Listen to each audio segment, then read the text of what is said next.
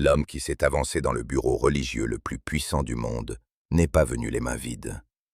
Il y est entré avec un plan d'action précis, loin des vagues visions spirituelles. Son projet en 3 points est redoutable. Démanteler et reconstruire l'Église catholique de fond en comble.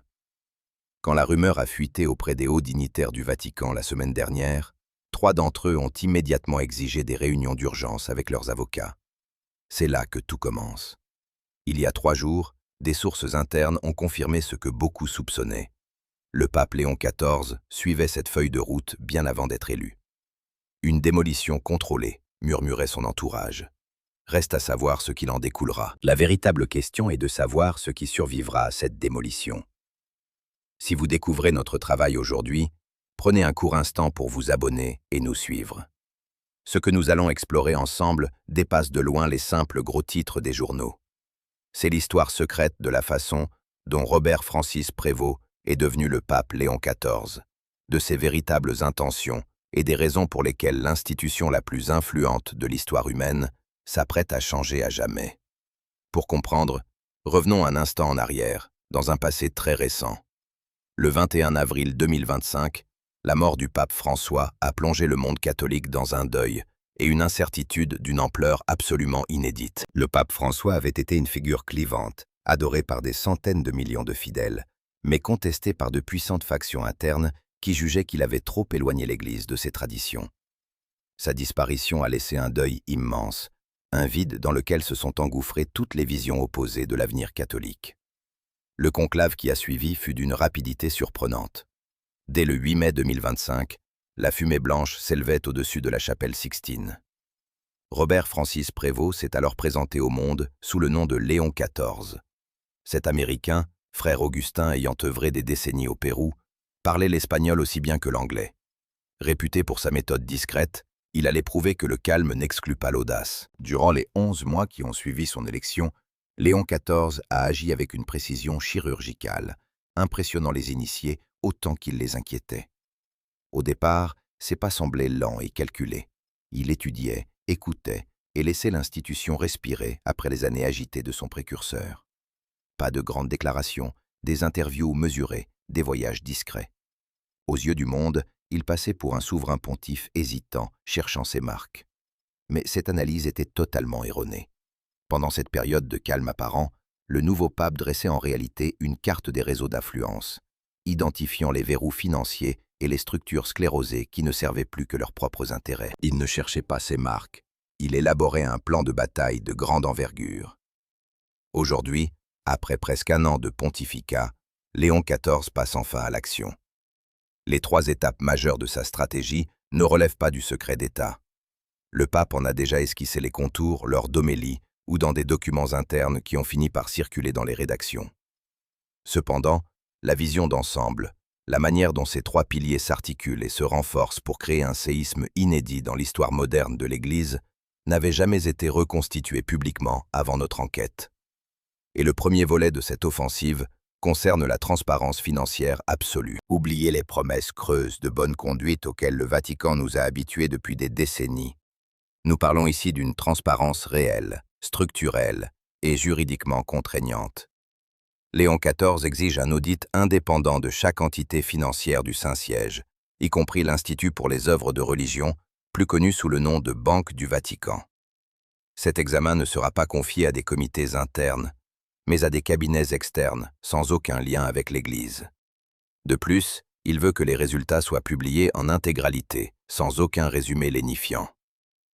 Derrière cette apparente réforme administrative se cache une véritable déclaration de guerre à un système opaque vieux de 50 ans. Le passé de cette institution est sombre, marqué par la faillite retentissante du Banco Ambrosiano en 1982, des affaires de blanchiment d'argent et la mort non élucidée de Roberto Calvi, retrouvé pendu sous un pont londonien.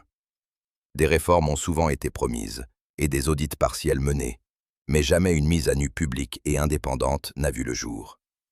C'est précisément ce que Léon XIV tente d'imposer aujourd'hui, et la résistance interne est féroce. Ces circuits d'argent ne sont pas de simples habitudes administratives, ce sont de véritables instruments de pouvoir qui permettent à certains cardinaux d'asseoir leur influence et de préserver de vieux secrets financiers. Il y a 3 jours, La fuite de documents confidentiels a révélé que Léon XIV avait sollicité un cabinet d'audit suisse indépendant pour passer au crible les comptes de la Banque du Vatican. Dans les couloirs de la curie romaine, la réaction a été qualifiée de panique contrôlée par nos sources d'information. Qu'est-ce qui a pu provoquer un tel effroi chez ces prélats? Le cabinet choisi n'est pas seulement extérieur au Saint-Siège. Il est soumis aux lois helvétiques très strictes. Celle-ci l'oblige légalement à signaler toute anomalie ou malversation financière aux autorités judiciaires compétentes, peu importe l'identité ou le statut prestigieux de son prestigieux client. Si des délits financiers sont découverts, les auditeurs ne pourront pas se contenter de remettre un rapport discret au souverain pontife. Ils devront légalement saisir la justice. En clair, Léon XIV a amorcé un mécanisme qu'il ne pourra plus arrêter lui-même. Un choix délibéré, selon nos informateurs. Voilà la force de cette première étape. Concevoir un engrenage impossible à désamorcer pour ses successeurs. La deuxième étape du plan touche à la gouvernance. Et c'est ici que le projet devient d'une audace philosophique absolue. Pour comprendre la portée de ce séisme, rappelons que l'Église catholique est historiquement l'une des institutions les plus centralisées de notre monde. Entre les murs du Vatican, le pape détient un pouvoir sans partage. Les cardinaux conseillent sans gouverner, et les évêques exécutent les ordres venus d'en haut. Depuis près de 2000 ans, ce modèle vertical est défendu comme le garant théologique indispensable de l'unité des 2 milliards de catholiques à travers le monde. Pourtant, Léon XIV est convaincu que cette centralisation outrancière est en train d'asphyxier l'Église. Ce constat n'est pas qu'une métaphore, il s'appuie sur une réalité démographique brutale. En Europe, la pratique religieuse s'est effondrée, tandis qu'en Amérique latine, la jeunesse s'éloigne des paroisses à une vitesse inédite dans l'histoire moderne. En Afrique et en Asie, l'essor du catholicisme s'accompagne d'expressions spirituelles locales qui s'accordent mal avec la stricte uniformité romaine. Ce modèle ultra-centralisé a fini par fragiliser l'édifice, incapable de s'adapter aux réalités contemporaines en raison d'une administration vaticane d'une lenteur légendaire. Pour y remédier, Léon XIV propose une gouvernance synodale bien plus ambitieuse que celle initiée par son prédécesseur. Il ne s'agit pas de simples consultations de pure forme où Rome garde le dernier mot. Le souverain pontife veut accorder une réelle autonomie de décision aux instances régionales pour trancher certains dossiers sans en référer à la curie. Concrètement, cela signifie qu'une paroisse en Allemagne pourrait aborder les questions de pastorale de manière totalement différente d'une paroisse au Nigeria. L'uniformité théologique qui caractérisait le catholicisme depuis des siècles s'effacerait ainsi au profit d'un pluralisme organisé. Dans ce scénario, le pape conserverait son autorité morale et doctrinale, mais cesserait de décider de tout à Rome. Ce changement de paradigme suscite déjà de vives tensions des deux côtés de l'échiquier clérical. Les milieux traditionalistes craignent que cette décentralisation ne brise l'unité de la foi catholique et ne mène inévitablement à l'éclatement du dogme historique. Ces prélats traditionalistes rappellent, non sans arguments historiques, que les églises chrétiennes ayant toléré de trop grandes spécificités régionales ont fini par se diviser. Les schismes orthodoxes, l'anglicanisme ou le luthéranisme sont autant de précédents cités comme de sérieux avertissements. Pourtant, l'aile progressiste exprime elle aussi des réserves majeures, bien que pour des raisons différentes. Certains réformateurs qui s'étaient réjouis de l'élection de Léon XIV redoutent aujourd'hui qu'une trop grande autonomie locale ne vienne conforter les positions ultra-conservatrices dans des régions où le clergé s'avère bien plus rigoriste que ne l'est le Vatican. Regardons ensemble ce qui se joue en coulisses. Une sourde angoisse grandit au Vatican, celle de voir la décentralisation offrir aux évêques conservateurs d'Afrique et d'Asie le pouvoir de bloquer les réformes progressistes. Face à cela, la réponse de Léon XIV est implacable. L'alternative, c'est le déclin.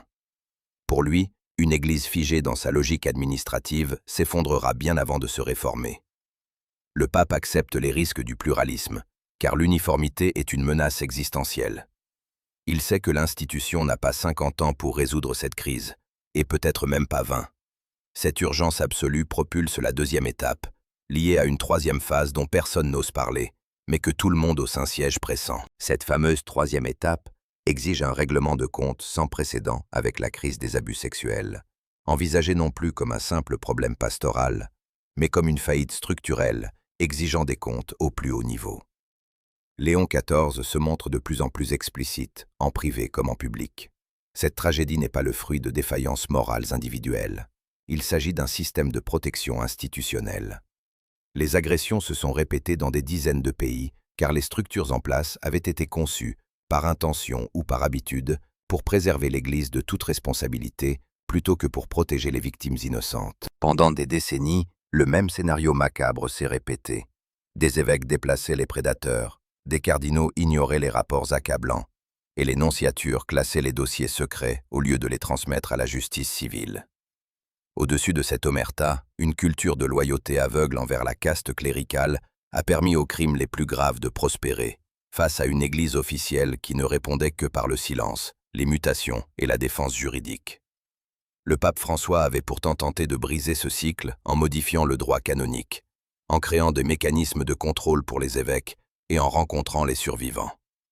Des décisions historiques, presque inconcevables sous les pontificats précédents. Malgré ces efforts, les collectifs de victimes, les journalistes d'investigation et les anciens procureurs affirment d'une seule voix que les réformes de François étaient nécessaires, mais cruellement insuffisantes.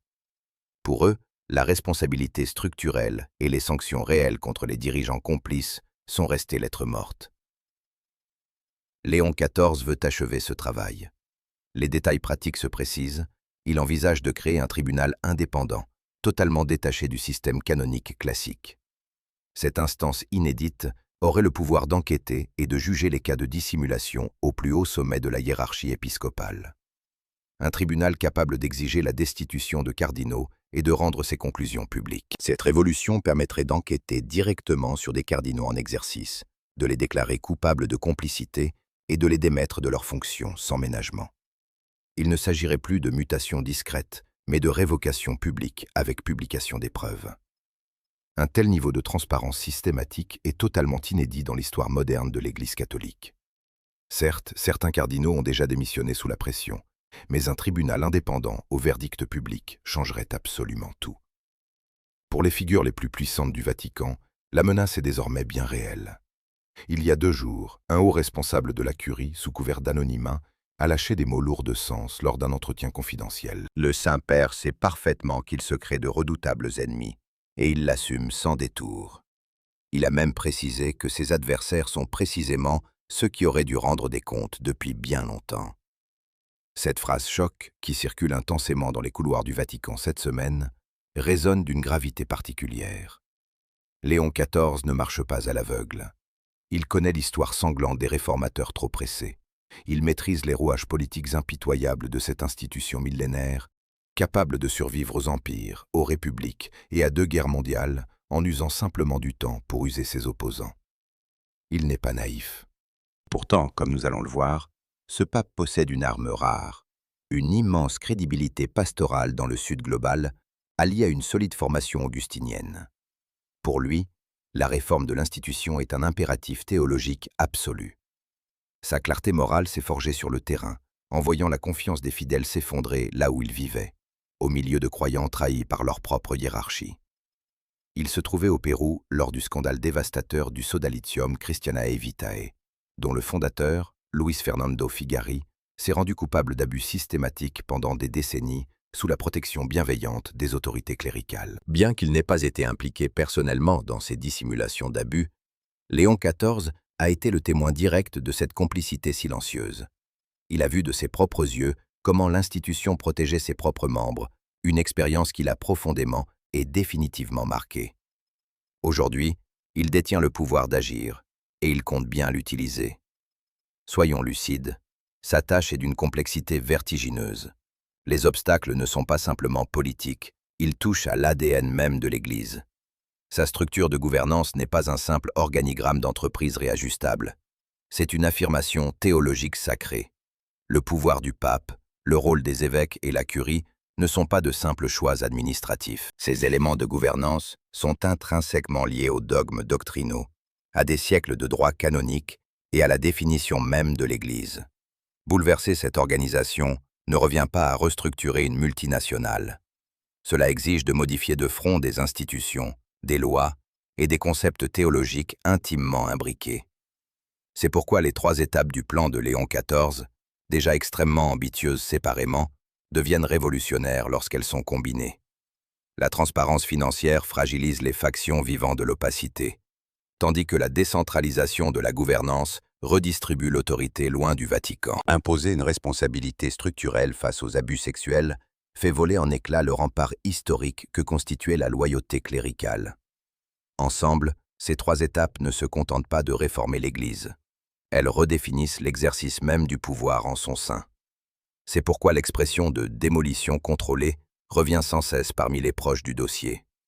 On ne peut pas reconstruire sur des bases saines si les fondations mêmes sont corrompues. Une question cruciale taraude désormais les experts. Léon XIV aura-t-il assez de temps? À 69 ans, bien qu'il soit annoncé en bonne santé, il fait face à une machine temporelle que nul pontife ne maîtrise. Cette machine temporelle porte un nom redoutable: la succession. Peu importe ce que Léon XIV bâtira, son successeur en héritera directement. Si ce dernier est issu des factions opposées au changement, ce qui se produira si elles s'unissent lors du prochain conclave, toutes les réformes voleront en éclats. Le pape François l'avait bien compris. Il a passé des années à nommer des cardinaux capables de perpétuer sa vision, modifiant patiemment le collège cardinalice. L'élection de Léon XIV fut d'ailleurs le fruit direct de cette stratégie de long terme. Aujourd'hui, le nouveau pape applique exactement la même méthode, mais avec une agressivité et une rapidité décuplées. Au cours des 11 derniers mois, Léon XIV a déjà nommé 6 nouveaux cardinaux, tous originaires du Sud global ou de régions réputées pour leur intégrité. Plutôt que d'attendre passivement des décès ou des départs à la retraite, il provoque lui-même les opportunités politiques pour remodeler durablement le conclave. C'est une véritable partie d'échecs institutionnels qui se joue sous nos yeux, à l'ombre des réformes publiques. Cette stratégie discrète est cruciale, car elle déterminera si son héritage lui survivra. Ses adversaires l'ont parfaitement compris, ce qui explique pourquoi la résistance contre ces nominations de cardinaux est d'une intensité silencieuse mais féroce. Plusieurs cardinaux en fonction s'activent aujourd'hui en coulisses pour tisser des réseaux en vue du prochain conclave et imposer des figures alternatives. Leur but est clair: s'assurer qu'à la mort ou à la démission de Léon XIV, l'Église puisse choisir une voie radicalement opposée à la sienne. Loin d'une théorie du complot, c'est le fonctionnement ancestral du Vatican, où la politique de succession fait partie du système. La seule nouveauté réside dans l'incroyable visibilité de cette guerre interne. Le conflit actuel est plus exposé que jamais dans l'histoire moderne, et c'est en partie la volonté du pape lui-même, qui choisit d'acter publiquement ses désaccords. En exposant ses intentions au grand jour, l'homme fort du Vatican a lui-même dressé le piège de sa propre responsabilité. Si son plan d'action en 3 étapes est désormais connu de tous, faire marche arrière équivaudrait à un suicide politique, car sa crédibilité reste son arme la plus précieuse. En devenant ainsi prévisible, il commet un acte d'une audace inouïe au sein d'une curie habituée au secret des alcôves. Mais alors, où en sommes-nous aujourd'hui, en cette 3e semaine d'avril 2026? Nos investigations révèlent que l'audit externe de la Banque du Vatican entre dans sa phase finale de préparation. Officiellement, on parlera d'une simple routine administrative. Mais vous et moi savons qu'il s'agit d'un véritable séisme financier. La riposte qui se prépare en coulisses s'annonce d'une violence inouïe, loin de toute diplomatie feutrée. Actuellement, un projet confidentiel de restructuration globale, prévoyant de déléguer l'autorité synodale, circule sous le manteau parmi un cercle très restreint d'évêques et de théologiens influents. Bien que ce texte n'ait pas encore été présenté de manière officielle, les fuites ont déjà commencé à agiter les cercles extérieurs. Ceux qui ont pu consulter ce document le décrivent comme une arme redoutable, d'une grande prudence théologique, mais d'une agressivité institutionnelle sans précédent. L'entourage de Léon XIV semble avoir anticipé la moindre objection pour la désamorcer d'avance. Mais le véritable baril de poudre reste la création de ce tribunal d'exception sur les abus d'autorité. C'est le projet le plus secret, celui qui suscite l'angoisse la plus profonde au sein de la hiérarchie. Selon nos sources, un travail préliminaire colossal a commencé. Identifier les dossiers sensibles, traquer les failles administratives et cibler les décisions prises par de hauts dignitaires. Des listes de noms circulent déjà sous le manteau, dans l'ombre des bureaux. Dans un monde habitué à l'omerta, savoir que des fiches s'accumulent crée une pression insoutenable. Il y a 3 jours, Nos informateurs décrivaient une panique feutrée dans les couloirs du Vatican, et c'est exactement ce qu'ils visaient. Ce n'est plus une simple menace théorique, mais un compte à rebours implacable que les opposants ne peuvent ni contrôler, ni ralentir. L'avenir de ce pontificat dépend désormais d'une seule et unique variable, la vitesse. Léon XIV doit imposer ces 3 réformes radicales avant que la vieille garde n'organise sa défense pour tout bloquer. L'enjeu est de taille. Bâtir une nouvelle église ou sombrer dans une révolution manquée. Pour y parvenir, le pape s'appuie sur le réseau influent des Augustins, historiquement favorable au changement, et sur de solides amitiés en Amérique latine, le poumon de la foi catholique. C'est une course contre la montre qui s'engage sous nos yeux. En modifiant patiemment la composition du collège des cardinaux, le souverain pontife est en train de verrouiller l'avenir du Vatican. Mais sa véritable force réside ailleurs, dans une arme que ses rivaux ne peuvent pas acheter, sa légitimité morale auprès du grand public. Pour des centaines de millions de fidèles fatigués par des décennies d'hypocrisie et de protection mutuelle, son combat n'est pas extrême. Il arrive simplement bien trop tard. Cette ferveur populaire n'est pas un simple atout, c'est un bouclier politique majeur qui paralyse ses adversaires directs.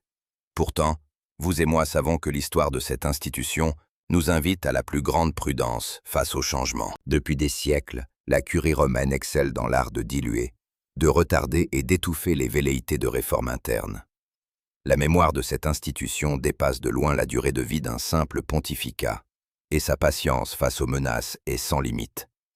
Parfaitement conscient de cette inertie historique, Léon XIV a fait le pari de la vitesse absolue. En lançant ses 3 offensives en même temps, au lieu de les échelonner, il espère prendre de court ses adversaires avant qu'ils ne s'organisent. L'issue de cette guerre de mouvement va déterminer le visage de l'Église pour les décennies à venir, et le monde observe ce duel de géants avec une fascination mêlée d'angoisse. Regardons de plus près la vitesse phénoménale à laquelle la donne a changé depuis seulement 1 an. Il y a 12 mois à peine, l'idée même d'un contrôle externe obligatoire des comptes de l'Institut pour les œuvres de religion semblait totalement illusoire. Il y a 12 mois, aucun document sérieux visant à décentraliser le pouvoir n'avait circulé parmi les évêques. Il y a 12 mois, la création d'un tribunal pour juger les cardinaux complices de dissimulation n'était qu'un vœu pieux de réformateurs idéalistes. Aujourd'hui, ces 3 chantiers sont lancés, portés par des textes concrets et des hommes déterminés, provoquant une panique bien réelle chez leurs adversaires. Ce tournant historique est sans retour. Lorsque Robert Francis Provost accède au trône de Saint-Pierre, le 8 mai 2025, il hérite d'une institution vacillante, minée par des crises internes d'une gravité inédite. Le Vatican faisait face à un effondrement moral, financier et de gouvernance accumulé depuis des générations. Son mandat devra répondre à cette question cruciale. Une organisation aussi ancienne et verrouillée sur elle-même peut-elle être reconstruite de l'intérieur par un homme qui en connaît tous les arcanes et toutes les failles? Certains de nos contacts parlent d'une démolition contrôlée. Mais détruire n'est que la première étape, car le véritable mystère réside dans ce que Léon XIV bâtira sur ces ruines encore fumantes. Nous sommes au cœur d'un événement sans précédent dont nous devons suivre attentivement chaque développement. Pour ne rien manquer des révélations à venir sur l'audit secret, les projets de gouvernance ou la mise en place du tribunal de contrôle, rejoignez notre communauté d'investigation en vous abonnant dès maintenant. Vous et moi allons décrypter ensemble les coulisses de cette lutte de pouvoir feutrée au jour le jour. L'histoire s'écrit sous nos yeux à un rythme effréné, et les livres d'histoire ne suffiront pas à en restituer l'intensité dramatique. Le compte à rebours est lancé, et chaque seconde qui passe rapproche le Vatican d'un point de non-retour historique.